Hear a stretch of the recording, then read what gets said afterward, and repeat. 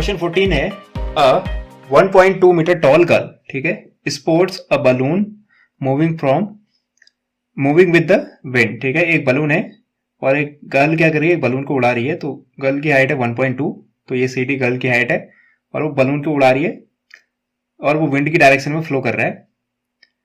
किस डायरेक्शन में? हॉरिजेंटली, ठीक है, at a height of 88.2 metre, ठीक है। और बलून कितनी हाइट पे है? 88.2 मीटर पे है और वो हॉरिजेंटली क्या कर रहा है? मूव कर रहा है विंड की वजह से। स्टार्टिंग में वो ए में था, मूव करके पहुंच गया वो बी में, ठीक है। तो वो कुछ कह रहा है द एंगल ऑफ एलिवेशन, ठीक है। लड़की की आंख से होगा एंगल ऑफ एलिवेशन, फुट से तो हो नहीं सकता। अगर लड़की की हाइट ये है 1.2 तो आंखों से ही देखेगी तो एंगल ऑफ एलिवेशन आंखों से बनता है, ठीक है, जब तक कि कहा ना जाए, ठीक है। तो यहां से वो जब बलून को देखती है, balloon from the eyes of the girl at any distance, किसी दूरी पे होगा, सपोज वो एफ डिस्टेंस पे है, तो उस डिस्टेंस पे एंगल ऑफ एलिवेशन कितना है? 60, यानी नजदीक होगा। पहले तो एंगल बड़ा होने का मतलब नजदीक है, ठीक है, उसको ज्यादा ऊंचाई पे देखना पड़ रहा है। फिर एंगल ऑफ एलिवेशन 60 है, फिर वो विंड के साथ जब फ्लो करके आगे गया, after some time the angle of elevation reduce to 30 degree. ये समझ में आना चाहिए, एंगल बड़ा है तो वो नजदीक था, एंगल 30 हो गया, कम हो गया, इसका मतलब वो विंड के साथ दूर चले गया। तो जब वो बी पोजीशन पे पहुंचा, पहले वहां ए पोजीशन पे था, हॉरिजेंटली उसकी हाइट नहीं बदली है, ठीक है, तो हॉरिजेंटली वो कहां पहुंच गया? बी में पहुंच गया। अब उसका एंगल ऑफ एलिवेशन कितना हो गया? 30। तो हमको कह रहा है find the distance travelled by the balloon during the interval, ठीक है। इस इंटरवल में बलून कितना चला, क्लियरली दिख रहा है, ए से बी में पहुंच गया, हमको ए बी की वैल्यू चाहिए। और ए बी जितना होगा उतना ही क्या होगा? एफ एच भी होगा, मानते हैं, एग्री करते हैं, एफ एच जितना होगा उतना ही ए बी होगा। तो हमको ए से लेके बी तक की डिस्टेंस चाहिए कि यहां से यहां कितने इंटरवल में कितना डिस्टेंस ट्रेवल किया, ठीक है, ए बी की वैल्यू चाहिए। अब क्लियरली अगर आप ए बी को और नीचे आओगे, ए बी की वैल्यू जितनी होगी उतनी एफ एच की होगी, एफ एच की जितनी होगी उतनी ई जी की भी होगी। और ई जी किसका हिस्सा दिख रहा है आपको? बेस का, जो ट्रायंगल सेट कर रखा है उसके बेस का हिस्सा दिख रहा है, क्लियर दिख रहा है बेस का हिस्सा, ठीक है।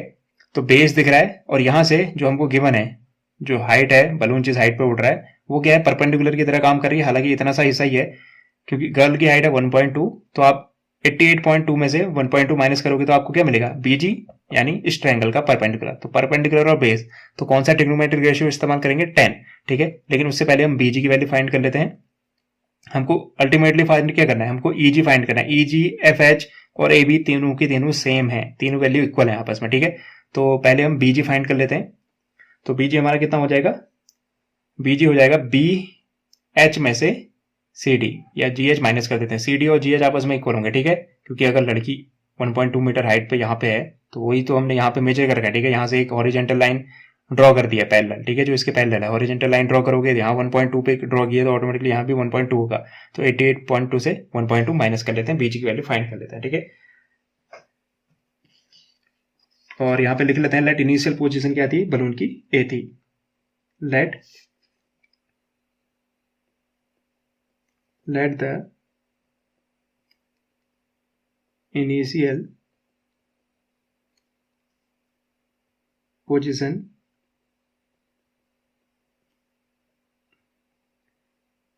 A of balloon changes to B after some time, ठीक है, after some time। यहां से पहले मैं क्या निकाल लेता हूं? बी जी। बीजी की वैल्यू कितनी होगी? बीजी की वैल्यू होगी बी एच में से माइनस कर देंगे जी एच, और जी एच के लिए परेशान होने की जरूरत नहीं है, जी एच उतना ही होगा जितना सी टी है। तो बी एच है हमारा पूरी वैल्यू है 88.2 माइनस जी एच कितना होगा? मैंने एक्सप्लेन कर दिया, जी एच और ये सी टी इक्वल होंगे तो 1.2, तो इतना मीटर इसकी क्या होगी? हाइट होगी।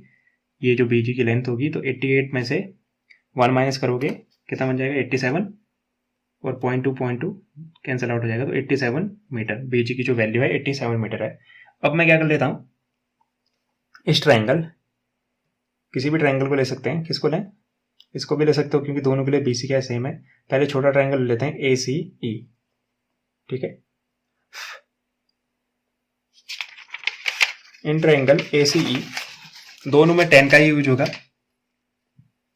इन triangle A C E 10 ACE में एंगल कितने डिग्री का बन रहा है? ACE नजदीक है तो बड़ा वाला एंगल 60 डिग्री, tan 60 परपेंडिकुलर होगा AE अपॉन CE।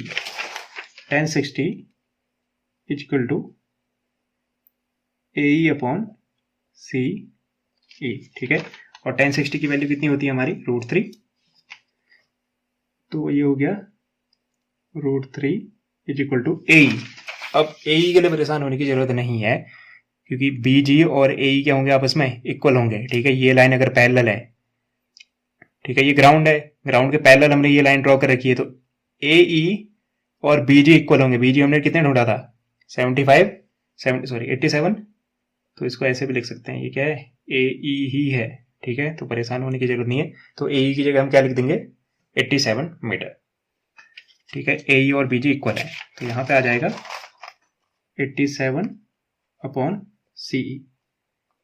तो क्लियरली यहां से CE वहां चले जाएगा मल्टीप्लाई में, √3 CE इज इक्वल टू 87, और जिसको सॉल्व करके आएगा CE is equal to 87 divided by, यहाँ मल्टीप्लाई में था तो इधर आके डिवाइड हो गया, ठीक है। अब दूसरे ट्रायंगल पे चलते हैं। दूसरा ट्रायंगल है BCG। ट्रायंगल BCG में ले लेते हैं, एंगल है 30। In triangle BCG again G था,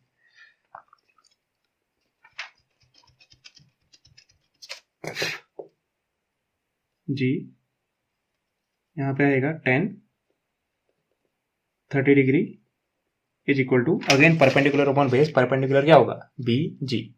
इसके सामने वाली side perpendicular BG upon base पूरा GC या CG जो भी कहना चाहो। तो ये हो जाएगा BG अपॉन CG, और BG और AE इक्वल थे तो ये भी कितनी वैल्यू होगी? 87। तो tan 30 डिग्री होता है हमारा 1/√3। इसकी जगह लिख दिया 1/√3 इज इक्वल टू, इसकी जगह लिख दिया कितना? 87, और CG हम फाइंड कर लेते हैं, CG, ठीक है। यहाँ से CG कितना आ जाएगा हमारा? CG को अगेन इधर भेज दो, जैसे ऊपर हुआ सेम रिजल्ट। तो CG इधर जाएगा और √3 इधर जाएगा, ठीक है। तो यहाँ से CG निकाला जा सकता है, CG इज इक्वल टू 87 के साथ √3 मल्टीप्लाई हो जाएगा, ठीक है। तो ये आगे हमारी, ये किसकी वैल्यू आई थी? CE की वैल्यू आई थी यहाँ पे, और ये वैल्यू आई हमारी CG की। दोनों वैल्यू का इस्तेमाल होगा कहीं ना कहीं, ठीक है। अब हम क्या करेंगे? हमको डिस्टेंस पूछी थी, डिस्टेंस कैसे आएगी? CG ये डिस्टेंस है, लेकिन पूछी क्या थी? EG, ठीक है, या फिर AB। ये सब इक्वल है तीनों, EG, FH और AB इक्वल है। तो हमको EG चाहिए। EG कैसे आएगा? हमारे पास CG है, इतना बड़ा है। CG में से CE माइनस कर दूंगा तो काम हो जाएगा ना। CG में से CE माइनस कर दूंगा, मेरे पास CE आया था, CE आ रखा है, CG आ रखा है। CG में से क्या माइनस करना है? CE। तो मुझे ये डिस्टेंस मिल जाएगी, ठीक है। तो distance travelled by balloon, distance travelled is equal to हो जाएगा कितना? EG।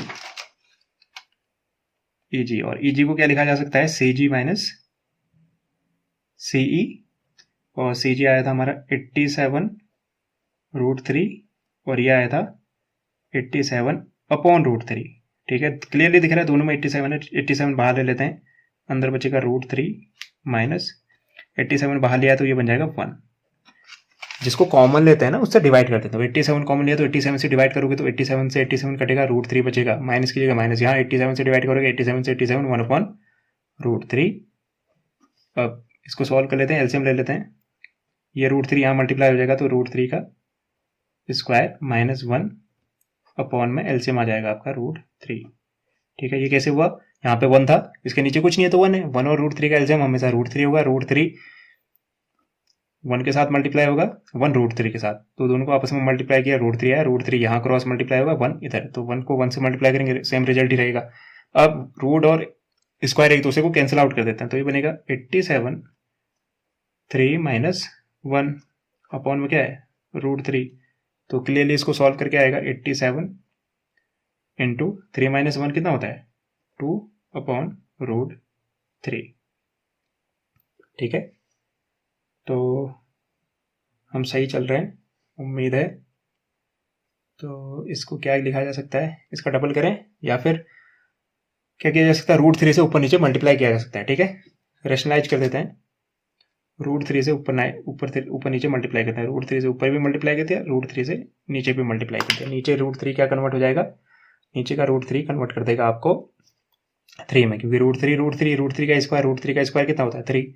तो ये हो जाएगा ऊपर 87 multiply by 2 multiply by √3 upon में √3 बन गया 3।